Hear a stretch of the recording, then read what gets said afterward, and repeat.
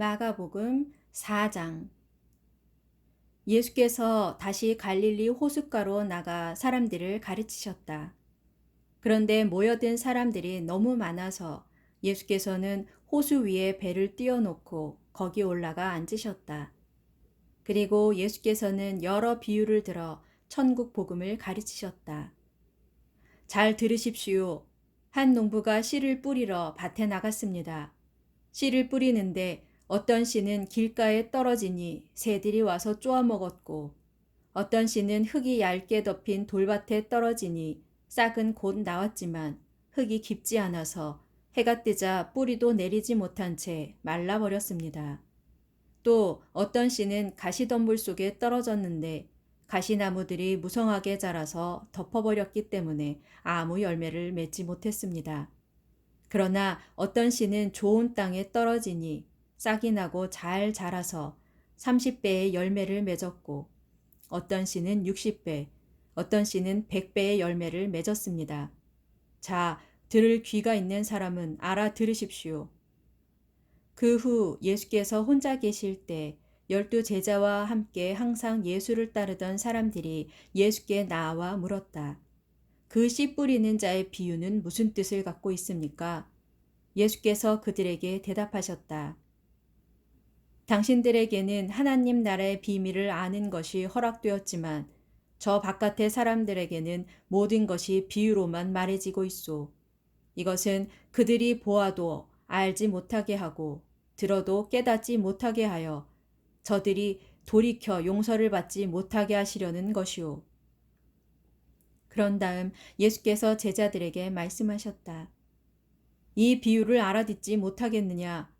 이렇게 간단한 비유를 이해하지 못한다면 어떻게 다른 비유들을 알아듣을 수 있겠느냐? 잘 들어라. 씨를 뿌리는 농부는 하나님의 말씀을 전하는 사람이다. 길가에 뿌려진 씨는 이런 자들을 가리킨다. 즉, 그들은 하나님의 말씀을 듣기는 하지만 곧바로 사탄에게 그 말씀을 빼앗겨 버리는 자들이다. 돌밭에 뿌려진 씨는 이런 자들을 가리킨다. 즉, 그들은 처음에 하나님의 말씀을 기쁘게 듣지만 말씀이 그들 속에 깊이 뿌리를 내리지 못하여 말씀 때문에 환난이나 박해를 받으면 곧 걸려 넘어지는 자들을 가리킨다. 가시덤불 속에 뿌려진 씨는 이런 자들을 가리킨다. 즉, 그들은 말씀을 듣긴 하지만 세상살이의 염려와 재물의 유혹, 그리고 그 밖에 다른 여러 가지 욕심들이 그 마음에서 말씀을 막아서 아무런 열매도 맺지 못하는 자들을 가리킨다. 끝으로 좋은 땅에 뿌려진 씨는 이런 자들을 가리킨다. 즉, 그들은 말씀을 듣고 마음속에 잘 받아들여 그 결과로 30배, 60배, 100배의 풍성한 열매를 맺는 자들을 가리킨다. 예수께서 또 제자들에게 말씀하셨다. 사람이 등불을 켜서 그것을 돛박으로 덮어두거나 침상 밑에 두는 사람이 어디에 있겠느냐? 누구든지 등불은 등잔대 위에다 두지 않느냐? 마찬가지로 숨겨둔 것은 드러나게 마련이고 감추어둔 것은 나타나게 마련이다. 들을 귀가 있는 사람은 알아들어라. 예수께서 또 제자들에게 말씀하셨다. 너희는 이 말을 마음에 새겨들어라. 너희가 남에게 헤아려 달아주는 만큼 헤아려 달아받게 될 뿐만 아니라 거기에다 덤으로 더 헤아려 얹어받게 될 것이다. 그렇다. 누구든지 가진 사람은 더 많이 받을 것이고 갖지 못한 사람은 그 가진 것마저도 빼앗기고 말 것이다. 예수께서 또 제자들에게 말씀하셨다.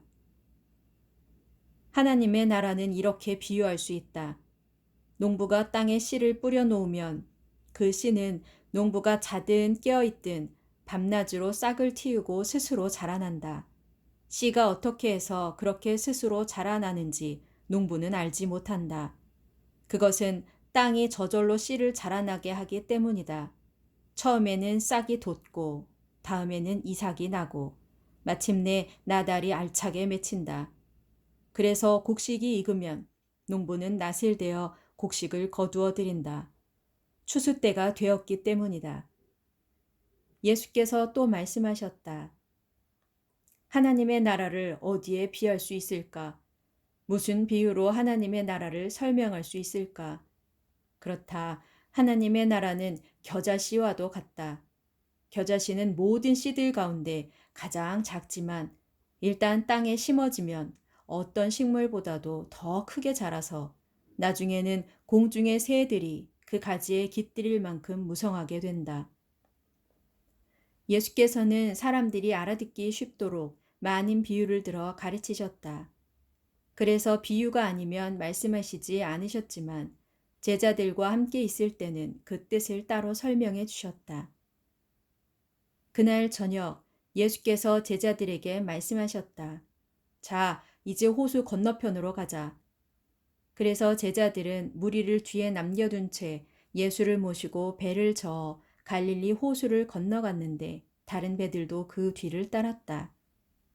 배를 저어 얼마 가지 않았는데 갑자기 거센 폭풍이 일더니 큰 물결이 배 안으로 덮쳐 들어왔다. 금방이라도 배가 가라앉을 위험천만한 지경이었다.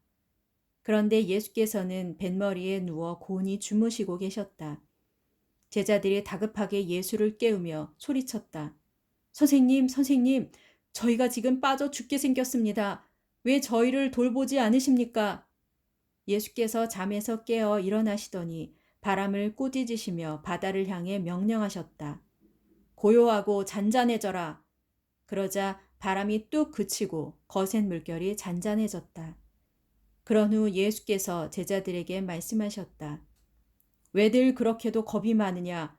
너희가 아직도 나를 믿지 못하느냐?